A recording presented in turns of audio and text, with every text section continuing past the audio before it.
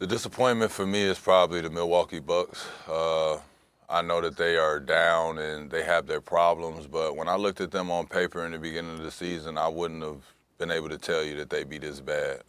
Having a workhorse like they got a couple of guys that are talented that just haven't done their job, so I feel like this year. I did not expect to look at them and not care if they're matched up with somebody.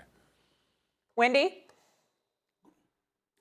Shae, in the preseason, I thought the LA Clippers were going to be a real challenge in the Western Conference. And I cannot believe how their season has gone. And them starting 6-21, I questioned whatever I knew about basketball because I watched them in the preseason. I think their roster was a bit of a gamble with how old they were.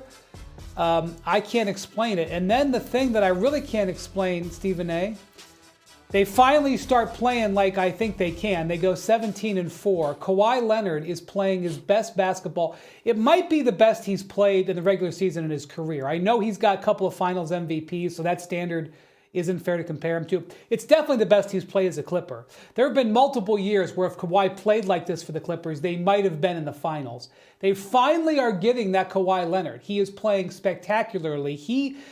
With all these guys falling by the wayside with games missed, he might end up on the back end of the MVP ballot the way he's playing. I'm not even kidding, okay? Wow. And that's when they decide to pull the plug.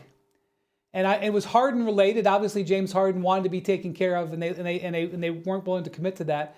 Gone with Harden, gone with Zubac, and now they're in sort of a quasi-rebuild where they don't control their pick with Kawhi playing this way. Like, a completely unexpected season. And if I was a Clipper fan, I'd be really devastated because watching Kawhi Leonard play this way, guys, he's never scored like this in his career.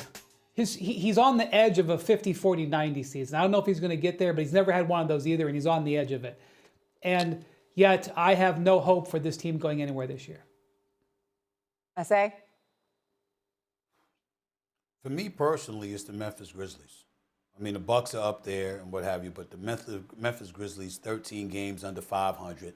You know, and I'm looking at Ja Morant. And here's what I want to say about Ja Morant.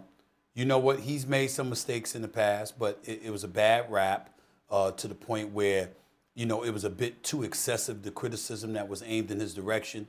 You got people talking about his family, his friends. Leave those people alone.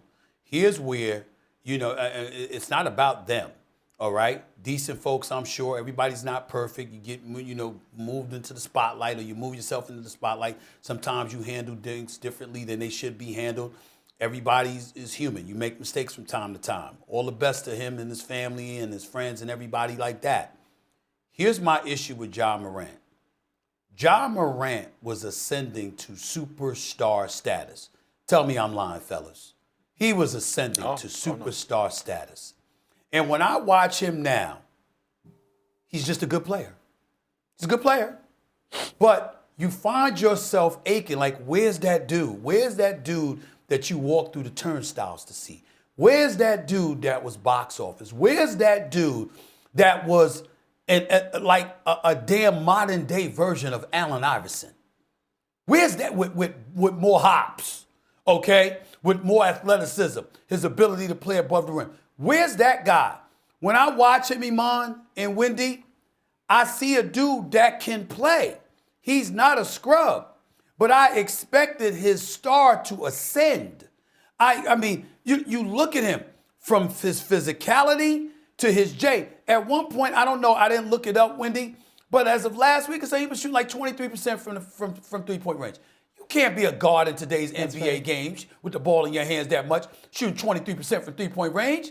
And then you look at him, yo, Iman, you played. You know how physical the game is. You know how big these brothers are, how strong they are.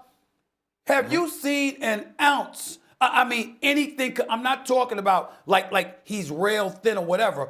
I'm saying you've seen no growth. You've seen nothing about his game that says, I'm working on my game. I've been working on my game. I've been working on my condition. That's what I'm saying. I've been working on my game. I've been working on my physicality. I've been working on my J. You see nothing that says he's grown. And I expected more from the face of the franchise of the Memphis Grizzlies. I expected more. You know, he hasn't gained any weight as far as the physicality. He didn't change his game much. He's not shooting it as well. But I understand being a player in this league, all this stuff around the mind, and now you're talking about his family, we're talking about this, we're talking about his maturity. Basketball just started suffering, in my opinion. It just started to really hit him this year where the two don't match. Last year he's a knucklehead, but when he gets back on the court, we're gonna see what we came to see. So in that regard, I get it.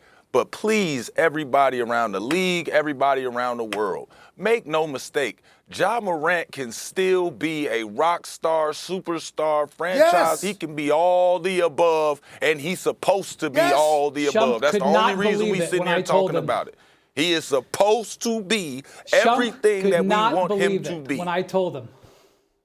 When he said, Stephen A. he has no value, Shump. One at a time, guys. One at a time, guys. Go ahead, Wendy. Shump couldn't believe it when I said nobody wants to trade for him. He thought I was he just couldn't believe it. And I get it. I'm just telling you, Shump, his value, I'm not talking about him as a person or a player, but his value with his contract, there's no demand for it. None. Right. It's unfortunate. Listen. Here's what needs to be said. I want to be one of the main people on the air saying, leave that man alone when it comes to his family, his friends. I mean, come on, man. I mean, leave him alone. That's not about the now. Ja don't help it because he's quick to have attitude about things. When you see him talking to the press or other people, man, everybody doesn't let that go. That's not the issue anymore. That was a couple of years ago. The real issue is his play. He does not look like somebody who has worked on his game. He has a game. You know he can play. He can explode at any given moment and give you 40 or 50, but he doesn't look like somebody that the young kid that you saw committed on a night in, night out basis are making noise. The whole quote-unquote loyalty thing that's overrated. You know, I think this is a business at the end of the day, and it's a lot of money involved and a lot of decisions that has to be made, you know what I mean? So for me, it's always about, I don't lose focus of, trying to compete for a championship and then financially, making sure that my family is taken care of. This is a business at the end of the day, so I feel like players should, ultimately do what's best for them, and front office does what's best for them and their owner and their organization. So, it's two sides of a story. Iman, what did you think about Harden's comments? I agree with James, and I understand where he's coming from. I think the loyalty, it does get thrown in your face these days as if you can't get traded. I think a lot of the guys that have gone through this in the NBA where you love that first jersey, that first team you've been with for so long, and contract time comes up and you could get thrown in trade rumors and get traded. You could not get re-signed and have to go elsewhere to figure out where you're going to get paid. And, sometimes it could break your heart. It could do a lot of different things to you. But as you get older and as you mature, you start understanding exactly what James said and saying, this is a business, and what I have to do has to be best for me. I also think that I just like that James went up there on the podium. He looked everybody in the eye, and he's owning it. He knows he left another team, and he's saying, I'm worth it as a player. SA? I completely agree with Iman. I don't think that, I think two things can be true, however. I think every word that came out of James Harden's mouth was absolutely correct. We got owners, we've got executives, we've got teams that wouldn't hesitate to move on from a player, regardless of how beloved they are, if they deemed it better for the organization. They ain't thinking about loyalty then. And so he's pointing out the reality that it's a two-way street. Organizations don't exercise loyalty to a player in a lot of situations. So why should players be compelled to do what organizations don't do? Organizations make business decisions. The players should be allowed as well.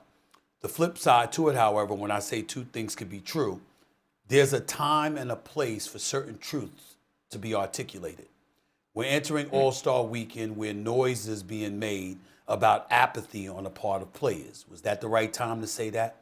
You know, a guy like James Harden, one could easily argue one of the biggest reasons he wanted out of the Clippers is because they wouldn't extend him. And then on top of it all, it's going to be in L.A. All-Star Weekend, and Kawhi Leonard was picked for the team as opposed to himself. We can't ignore that. He just has to look at certain things and just understand that there's certain times that certain things don't need to be said, even though they're obviously correct. And he didn't lie to anybody. And Iman's right. He did look in the camera and own it and applaud him for that. And not only that, he goes out there and plays for whoever organization he's representing. But in the same breath, just chill with the noise sometimes. Because sometimes he brings the noise and then gets upset at the reaction to the noise he instigated by his willingness to articulate certain things.